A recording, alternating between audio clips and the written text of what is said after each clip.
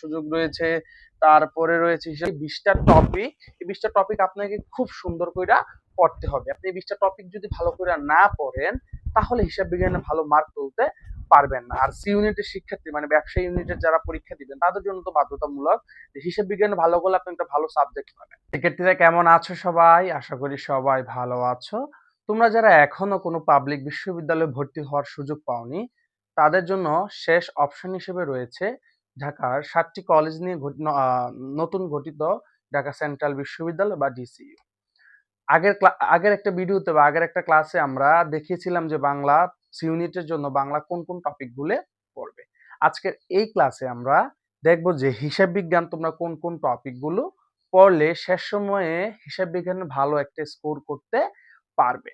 এখানে সিরিয়ালগুলো আমি যদি একটু সরে যাই, এখানে সিরিয়ালগুলো টপিক অনুযায়ী সাজানো আছে, মানে এই টপিকটার পরে এই টপিকটা পড়লেই আপনার সুন্দর করে হয়ে যাবে। তবে তোমরা যারা পজিশন করতে চাও তাদের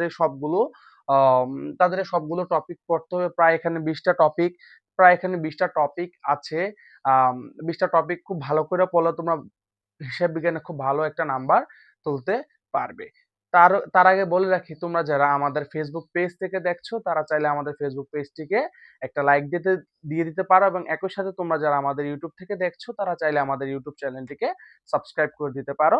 ধন্যবাদ। তো একটু প্রথমে যেটা আছে সেটা হচ্ছে হিসাব সমীকরণ। হিসাব সমীকরণটা খুব ভালো করে পড়তে হবে। আমরা যারা জানি যে আমরা যারা প্রিভিয়াস বিশ্ববিদ্যালয়গুলোতে পরীক্ষা দিয়েছি, আমরা দেখছি কি যে হিসাব বিজ্ঞান থেকে হিসাব সমীকরণ থেকে কি হয়, প্রশ্ন হয়। তারপরে হচ্ছে অংশীদারি ব্যবসায়ের অনুপাত সমূহ, তারপর রয়েছে অংশীদারি ব্যবসায়ের অনুপাত সমূহ, তারপর রয়েছে আপনার পণ্য ক্রয় বিক্রয় সংক্রান্ত হিসাব। এখান থেকে প্রশ্ন হয়, এখান থেকে আপনার প্রশ্ন হবে হবে হবে 3 স্টার দিয়ে রাখেন। তারপরে রয়েছে 4 নাম্বার টপিক হিসেবে রয়েছে রেওয়া মিল। তারপর রয়েছে সমন্বয় দাখিলা, সমাপনী দাখিলা ও সংশোধনী দাখিলা। এখান থেকে সংশোধনী দাখিলাটা মোস্ট ইম্পর্টেন্ট, রেওয়া মিল ইম্পর্টেন্ট। তারপর হচ্ছে হিসাব সমীকরণ ইম্পর্টেন্ট। তারপর হচ্ছে আর্থিক বিবরণী সমূহ।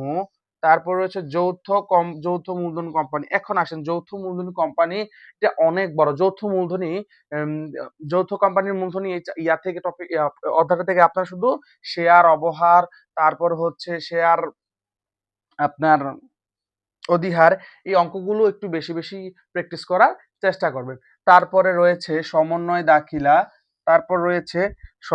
দাখিলা আচ্ছা ইন্ডিভিজুয়ালি একটা লিখে ফেলছি ভুলে।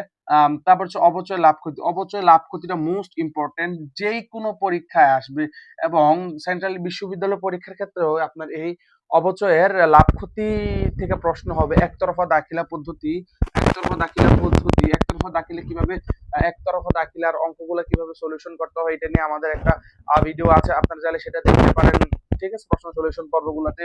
তারপর হচ্ছে কারবারি বাট্টা, তারপর হচ্ছে হিসাবের বৈষম্য, মোস্ট ইম্পর্টেন্ট। হিসাবের বৈষম্য থেকে কি হবে আপনার প্রশ্ন হবে। তারপরে রয়েছে হিসাব বিজ্ঞানের নীতিমালা বলতে আপনার নীতিগুলো খুব ভালো করে পড়তে হবে।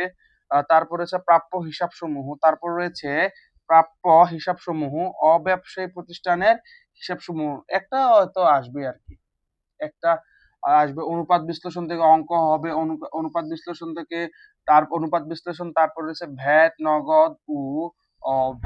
নগদ প্রবাহ ও বিবিধ, মানে যে অধ্যায় শেষে যে বিবিধগুলো আছে, বিবিধগুলা উৎপাদন ব্যয়। তারপর রয়েছে কি স্যার, উৎপাদন ব্যয়, ব্যাংক সমন্বয় বিবরণী। এখান থেকে প্রশ্ন হবে। ইফ আই নট, মানে যদি আমি ভুল না হই তাহলে ব্যাংক সমন্বয় বিবরণী থেকে আপনার বাধ্যতামূলক তারা প্রশ্ন করে। কিছু কিছু টপিক আছে যেগুলাতে আপনারা কি করে, তারা প্রশ্ন খুব খুব করে। তারপর রয়েছে 20 নম্বর টপিক হিসেবে রয়েছে মজুদ পণ্যের লিপিবদ্ধকরণ, কালীন বা নিত্য পদ্ধতি। এটাও আপনার মোস্ট ইম্পর্টেন্ট একটা, এখান থেকে আসবে। সমন্বয় দাখিলাও আপনার ইম্পর্টেন্ট, এখান থেকে আসার সুযোগ রয়েছে। তারপরে রয়েছে হিসাব সমীকরণ তো বাধ্যতামূলক, অংশীদারি ব্যবসা লাভ ক্ষতি, এটা 3 স্টার দেন। তারপরে রয়েছে আপনার রেওয়া মিলও আপনি 3 স্টার দেন, এখান থেকে হবে। এখন আসেন যারা হিসাব বিজ্ঞানে ভালো করতে চান তাদের যে 20টা টপিক, এই 20টা টপিক আপনাকে খুব সুন্দর করে পড়তে হবে। আপনি 20টা টপিক যদি ভালো করে না পড়েন তাহলে হিসাব বিজ্ঞানে ভালো মার্ক তুলতে পারবেন না। আর সি ইউনিটের শিক্ষার্থী মানে ব্যবসায় ইউনিটের যারা পরীক্ষা দিবেন তাদের জন্য তো বাধ্যতামূলক যে হিসাব বিজ্ঞানে ভালো করলে আপনি একটা ভালো সাবজেক্ট পাবেন।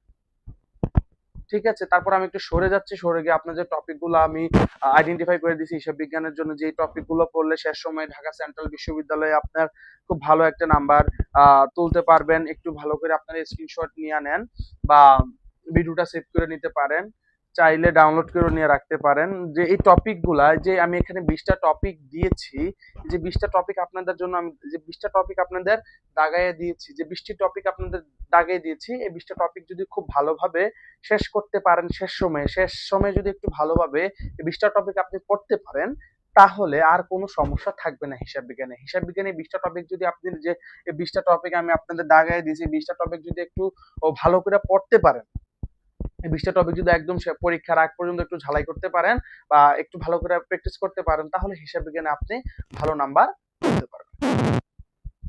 ধন্যবাদ সবাইকে পুরো ভিডিও জুড়ে যারা ছিলেন।